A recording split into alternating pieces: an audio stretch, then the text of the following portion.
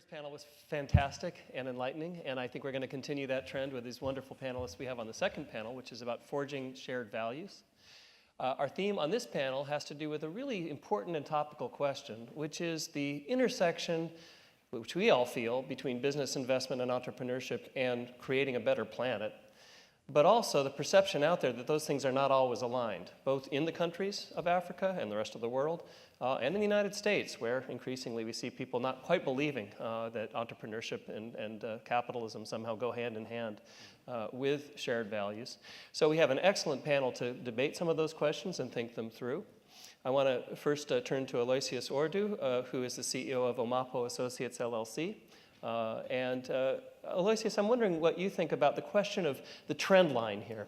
So we're seeing African growth. We still, as Francois was saying, are in the period of Africa's dynamism. Is this period of growth and investment likely to continue the process of good governance also spreading and kind of NGO success in working with government? Or are we looking at some kind of real problem there?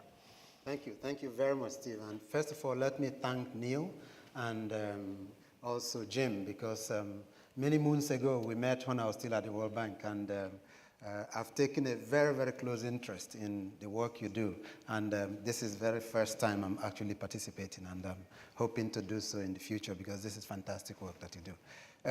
I'm glad you asked, Steve, because there is indeed a direct link between the first panel and our panel, which I wanted to brief, because there was some mention of the Africa Rising narrative and whether indeed, where that, which relates to your question about going forward. I think the African Rising narrative is alive and well for a number of reasons. Clearly, there are headwinds. There have been tremendous headwinds in the recent past. You talk of the voracious demand, China's appetite in terms of commodities from the continent, etc. That has slowed down a little bit because of challenges in the Chinese economy itself. You talk of emerging markets where things have slowed down a little bit. You talk of Europe and the United States where there are fiscal challenges, which has therefore dampened, if you like, the appetite. And recently, as most of you know, in fact, yesterday and Friday last week, the IMF just produced its World Economic Outlook, where the world outlook is significantly dampened down. So growth in Africa is also projected to be lower. So these are challenges. But does that then mean that the Africa Rising narrative is dead? No, it doesn't. It doesn't at all, because we heard of 55 countries on the continent, in a fractured continent that merits integration. I don't know how many of you know here that, I'm sure everybody does, it's given the privileges of our guests from the continent, that if you actually position the Africa map here, we could fit in 6 of the largest economies into it. I'm talking of United States, I'm talking of Europe, I'm talking of China, I'm talking of India. All these huge economies can actually fit into the African continent. So the challenges are enormous.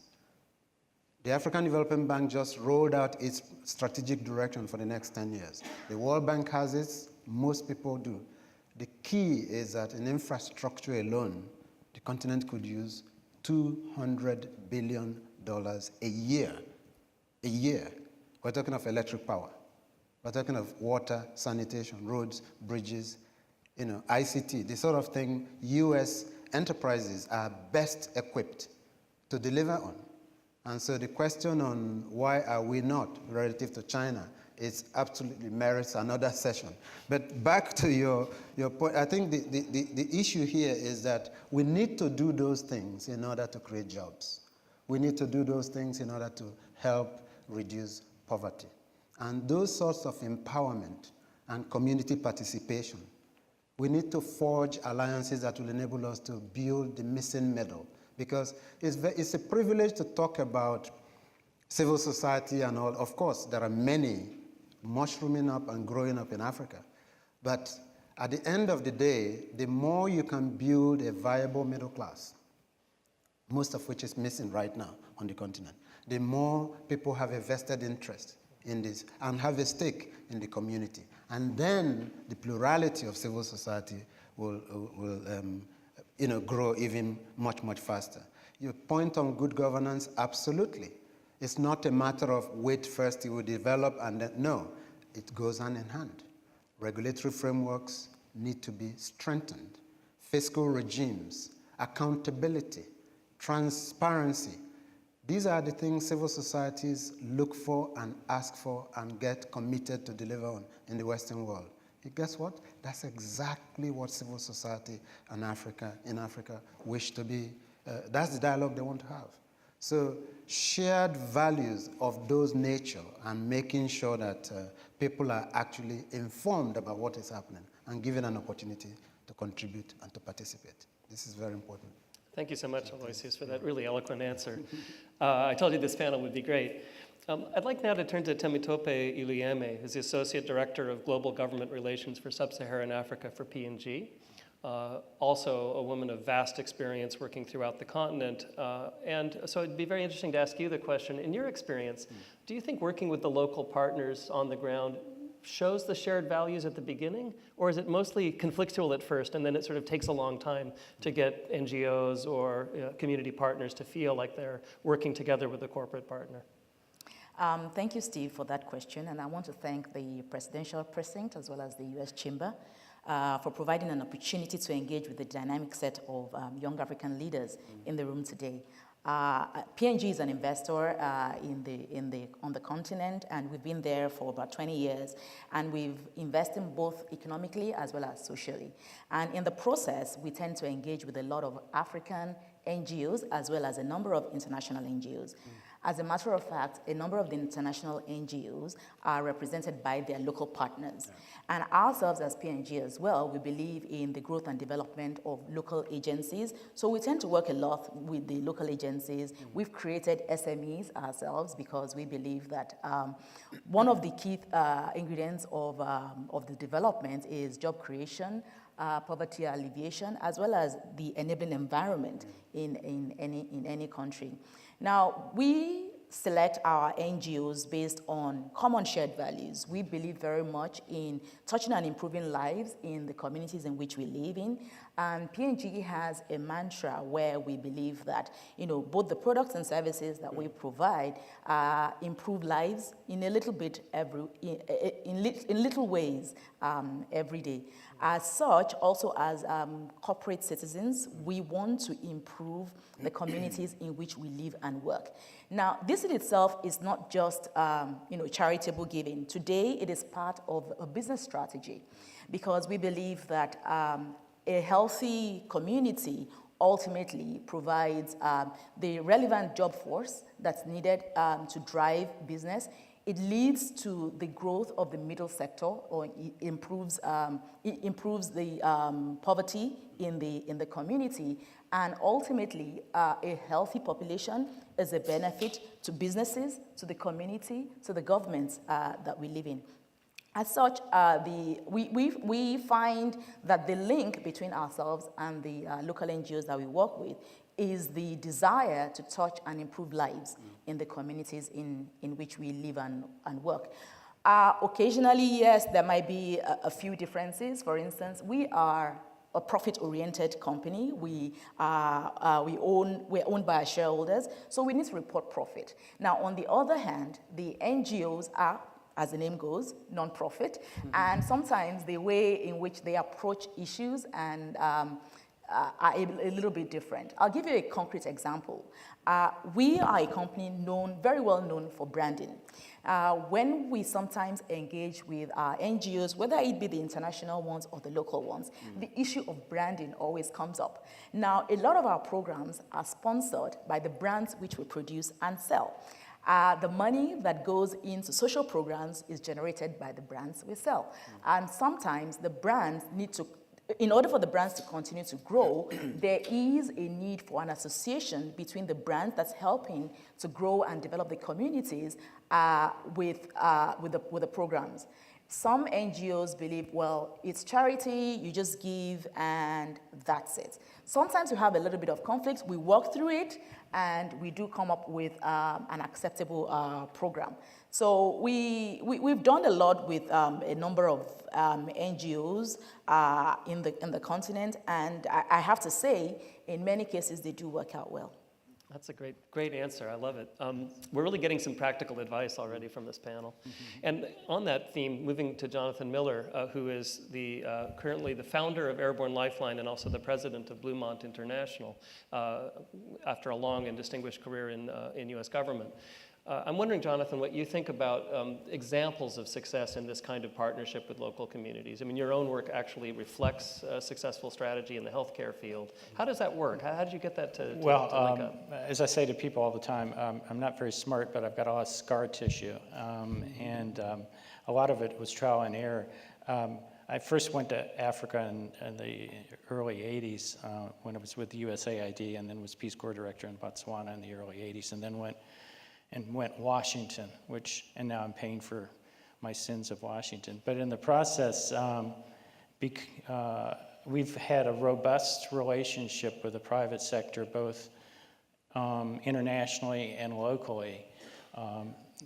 Without doing a plug, Airborne Lifeline is a scheduled medical service that started out in Botswana and is now in Malawi and Zambia, and we're looking at Namibia and Mozambique, where the same doctors and preventative care specialists go to the same village on the same day, so a mother will know that that pediatrician will always be there at that time. And we initially were funded by the private sector in the US, then we were luckily funded by PEPFAR, and then I made it abundantly clear that if we were going to be sustainable, that both the private sector and the public sector would, in the country, was going to have to take ownership.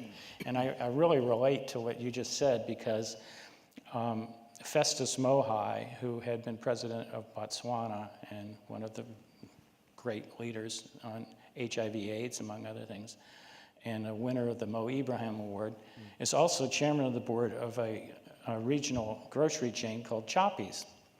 And the CEO of Choppies is a very hard-nosed businessman of Indian descent, and he looks at the bottom line. And but Choppies has a beautiful King Air 250 aircraft, and I said, it's in Choppies livery. Everybody knows what a Choppies grocery store looks like in Botswana and now in Zambia and Mozambique. I said, we can take the Choppies airplane, it goes into these remote towns, and there's a flying advertisement for Choppies. It's the Choppies doctors that are going into the Kalahari Desert. Well, President Mohi thought it was a great idea anyway, but President Mohi doesn't look at a balance sheet.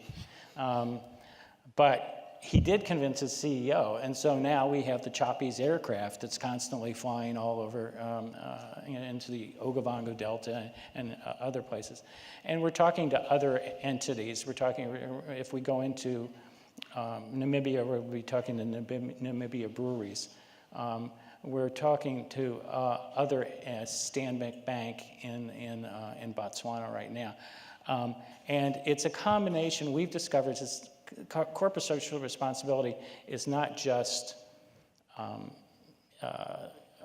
there because it enhances your image. If it enhances the economy, everybody benefits. If we have a healthy rural population, the economy is going to grow. So it's not just PR. And I've learned it the hard way, and my education has been primarily out in the bush. And it hasn't been in the boardrooms, but it's finding the indigenous private sector is beginning to embrace this a lot more than before, and that's what I find very refreshing, because that means this will be sustainable, because companies come and go, like a Yum brand, and I'm not picking on Yum, they're from my hometown of Louisville, Kentucky, but these companies come and go. The indigenous companies, private sector, are there to stay. That's their market. And so they're our partners. Thank you so much, Jonathan. I think we can really learn a lot from following these concrete examples like the Choppies aircraft story. Justin Holland, who's the Director of Customer Leadership Development Programs for North America, General Electric, you've had a lot of experience actually training leaders to handle exactly these kinds of issues, working with community partners, not just in Africa, around the world. I'm wondering what you have learned in teaching people how to handle these kinds of conflicts, to get the shared values to be forged. What would you pass along to all of us about how to do that successfully? Yeah, thanks, Steve. It's a good question. And also, let me just thank the Presidential Precinct and the U.S. Chamber of Commerce for inviting me to participate today. This is my second time with the Presidential Precinct, and I come here and actually end up learning more from you folks than I think you do for me, so I'm happy to keep doing it. It's a great return for General Electric. We see a couple things, right? So to build on some of the comments that were made already, the challenge for us as a global company is that really we need to be able to act locally. And the degree of protectionism is really at a level that we haven't seen. The level of volatility and just the contentiousness that we can see in some governments, probably maybe nowhere more so than here right now in the United States, has really created this idea where we've sort of forgotten that we're all sort of in it together, right? So some of the things that we've learned from our biggest clients in Africa really aren't limited to Africa. Some of the challenges that they have go beyond sort of operational excellence or innovation and developing something that can then be commercialized. A couple of things come up. One thing that comes up is the idea of embracing failure and sort of framing work properly and understanding that that risk in a production setting is not the same thing as risk in a complex services setting or risk in a research and development setting. And in one case, you might not celebrate failure, but in the other case, you might celebrate failure. So getting comfortable with framing work properly and understanding that failure is something that is necessary to learn is something that I think many of our African business leaders continue to learn. And then the second area really is around building trust. And that's a very powerful and sort of broad term, but what does that look like? It really means sort of being willing to be open-minded, being willing to sort of put your own sort of belief structure to the side and to ask good questions, and to try and build consensus as best you can and recognize that when you can't get sort of unanimity, that you can still sort of get to a place of common and shared understanding. Those two key elements, I think, are instrumental with some of the other infrastructure and organizational related matters that we talked about. So the idea of the rule of law and the necessity for that in order to attract foreign direct investment is sort of this chicken and egg phenomenon of how will we see more foreign investment? Well, we'll see more foreign investment when we believe that the policies will encourage investment and where there's good sound governance in places. And that sort of requires some degree of risk-taking on both sides and some degree of trust on both sides. So that's sort of how we're looking at it. Thank you, Justin. It's really fascinating to think about how to tackle a chicken and egg problem like that by tackling it, just sort of Exactly. plunging in seems to be the theme that comes out of this. Yeah. Well, we've managed to be very efficient, and so we have a little bit of time for questions. Why don't we start right here? Thank you. My name is Busan shallots. I'm from Swaziland. I have a question to Mr. Odu regarding the World Bank. There is a narrative that is put in Africa that the World Bank and its policies are not compatible with the development in Africa. Hence, we have seen an attempt of creating another bank. I think South Africa is one of them, called the BRICS bloc. So what's your response? What can be your response in that your policies stifles the economic development of Africa? Then I have a general question to the panelists on the basis of investment, that business look for profit. That's a common cause. And it is also a common cause that business cannot invest in a country where there is no rule of law because they want to protect their business interest. So what is business doing in countries where there is no rule of law to try to strengthen the civil society, to make government accountable so that rule of law can be restored for future investment? Thank you. Please, yes. The first one, Sure. I mean, if you go back historically from 1945, June 26, when the World Bank and the IMF were established, you have this narrative of the Bretton Woods institution culminating in the Washington Consensus and all that, structural adjustment, etc. And the idea of who understood it, how we understood it. We can also tap into leaders in our continent who continue to blame imperialism and colonialism. When you park all that, the question is, what is it that the World Bank and the IMF, as you mentioned, what are they trying to do? They're trying to help countries to increase international liquidity and flows. They're trying to help countries to develop their infrastructure, education systems, water systems, power, work with private sector, have regulatory frameworks that are appropriate so that investors can come in. Those are the things they're trying to do in a nutshell. Are they doing it phenomenally well? And there are problems. There are also problems for us ourselves as Africans to look in the mirror. Are we responding to the needs of our people the way we ought to? Because as we mentioned in the earlier panel and the subsequent observations, the needs in the continent are huge. GE is here, Justin. I mean, 650 million Africans have no access to electricity. I'm not, an advert for GE, but, I'm just saying the needs are enormous. So when we hear that the Chinese, the South Africans, the BRIC Bank, and you mentioned, and of course, recently the Chinese have also set up the Asian Infrastructure Bank. The more the merrier. It's not because suddenly the World Bank and the IMF, no, that's not the reason. The reason is there's so much needs out there. We need more of these institutions to come in to help finance the requirements and the needs of our people. Just a final point on the BRICS Bank you mentioned, why it's not so much what you think or what people, the narrative. It's really more of a governance structure. And we don't have the time to go into that. In the sense of the Chinese presence in the boards of directors of these mega institutions. The world of 1945, when they were set up, is dramatically different today.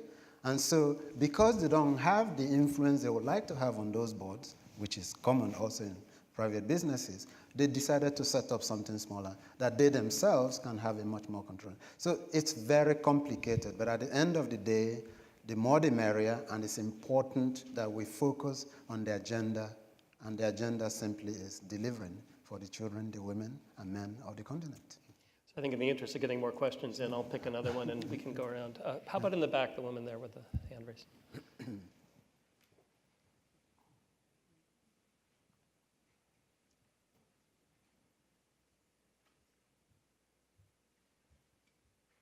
Good morning, all. My name is Buki. I'm from Nigeria. Thank you for this.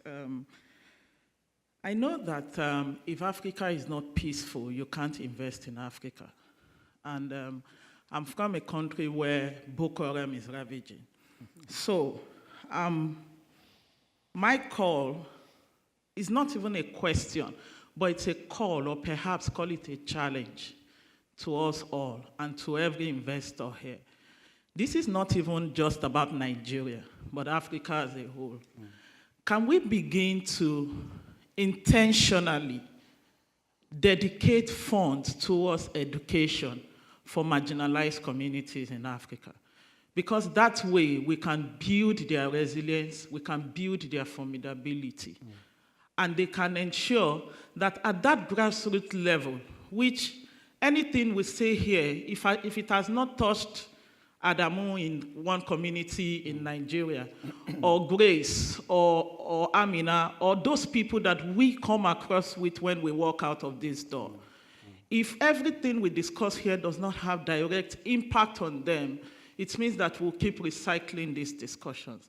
So I'm wondering that as a corporate social responsibility, which is also a business strategy and for-profit in our own sense in the NGO sector, can we intentionally dedicate certain percentage every year towards educating marginalized communities, internally displaced persons, refugees are there, they have no access to education. What future are we setting them up for? So this is a call and this is a challenge, and I'm hoping that next year we can measure some impact in terms of what we're able to do as a result of this forum. Thank you. Thank you so much. Would any of the other panelists like to comment on that? I'd like to comment on that, and I thank you for it. Time will not permit me to share a number of the examples in which we engage with the communities, either the internally displaced persons or previously disadvantaged communities. And referring back to the first question you asked in terms of what companies are doing, a lot is being done to promote the rule of law in many countries. Yes, it's true, we are for profit, but that doesn't take away from our interest in truly developing the communities in which we live and work. For example, in South Africa, we chose not to invest in that country prior to 1994 because of the issues in the country. And talking about Nigeria and Boko Haram, for instance, we have diverted, since this happened, a number of our programs to the north. For instance, recently, we have partnered with UNESCO and we're reaching 110,000 girls over the next 3 years, providing basic education and vocational training. We started in Abuja, and now we're moving up north towards Bauchi and towards Maiduguri. Of course, there are some challenges because it's a security compromised region. As a result of that, we're very choiceful about where we go because we also would not put people in danger, the agencies we use. But definitely, all over the world, everywhere in which we operate, disaster relief is one of our core areas of focus, and also promoting previously disadvantaged communities. Lots of examples, no time to share it, but definitely we can connect later and share some of this. I'll tell you what, let's get a last question, and then we'll quickly comment on that. How about right here? Sorry to those I couldn't get. And please make your question short. Yes. It seems like the social corporate responsibility in Africa continues to be a problem. And sometimes we should be focusing actually on local solutions for local problems.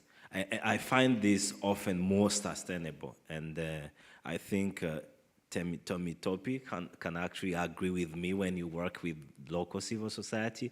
But what happens that pushes the corporates here in the US to feel that responsibility and donate to the NGOs that we can learn from in Africa?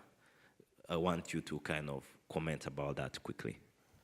Thank you. I want to start with our two other panelists who may have other. I'm going to shift gears for a second, not talk about my NGO, but I do consult for profit. My wife likes me to pay the mortgage. One of my clients for years has been Diageo. And Diageo in Africa is run on a fairly sort of confederate-like process, in fact, that's decentralized.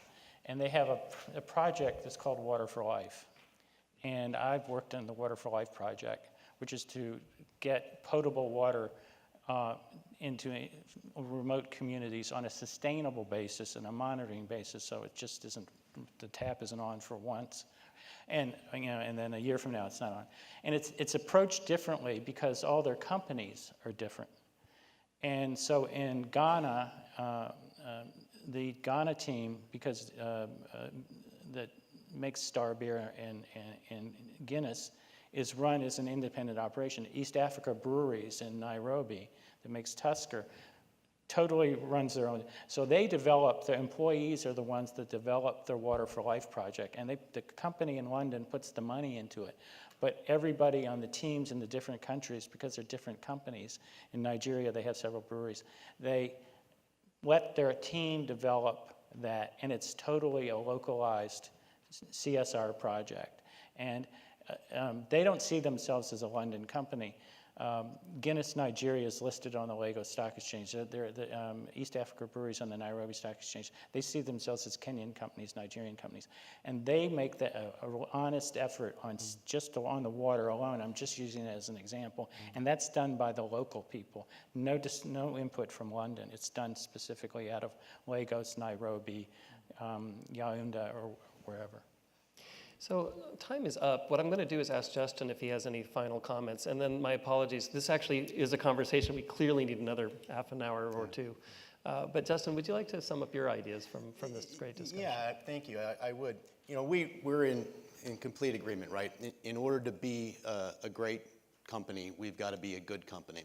I'm proud of some of the work that we've done with really probably every country represented in this room right now in Africa around focusing on infant mortality and maternal health, and really across all the sectors. To the earlier point around education, completely right. You know, that is at the essence of the violence that we're seeing. Unfortunately, it's going to require really long-term commitment to that, right? And so I would really end by sort of challenging you guys. It's easy to think that you're here to learn how to be a leader, but I think you're really here to show us that you're a leader. And that work starts here, and then it continues when we get back to Africa, and will continue over the years and decades after that. But this is the point where we really begin showing it. So thanks. Well, let's thank the panelists for just an amazing discussion. Thank you. Thanks. Do not fear that we won't have time to discuss more ideas that were just sparked, because we're now moving to the lightning discussions. The idea behind this is we have an hour to quickly come up with some ideas, share experiences, share debates that have been sparked by the first two panels. The way this is going to work is that there are facilitators who are going to go, who've already volunteered, they know who they are, and they're going to start at a table, and for about 15 minutes or so, talk with that table, get the conversation going, pose a question to make things work. Then Nancy is going to give a signal, which was going to be a bell, but the bell disappeared, so she is coming up with a creative signal that we will all hear. And that will be, you know, the signal for the facilitators to move. The rest of you, of course, stay at your table, because otherwise the chaos will ensue. And we'll see how this works, but we're hoping to get 3 or 4 different facilitators moving around. And in an hour, then we're going to have reports back at the end on what you've come up with that brings us into lunch. So on that note, let's try the lightning rounds. Thanks very much.